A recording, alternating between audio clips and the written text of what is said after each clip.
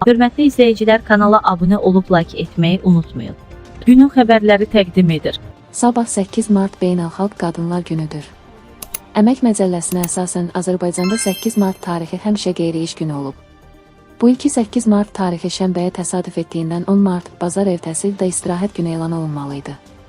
Lakin Nazirlər Kabinetinin 8 Martla bağlı hər hansı qərarı verilmədi. Yəni 10 Mart adi qaydada iş günü olacaq. NES 24 azın məlumatına görə əvəzində 10 Mart tarixinin yerinə 27 Mart qeyri-iş günü elan olunub. Belə ki, Nazirlər Kabinetinin əyiş və istirahət günlərinin yerlərinin dəyişdirilməsi haqqında 15 fevral 2025-ci il tarixli qərarında deyilir.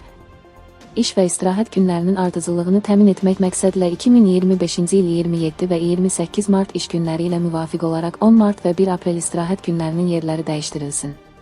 Beləliklə, ölkəmizdə ardıcıl 12 gün, Martın 20-dən Aprelin 1-dək qeyri-iş günləridir. Həmin tarixlərdə həm Novruz bayramı, həm də Ramazan bayramı 30-31 Mart qeyd olunacaq.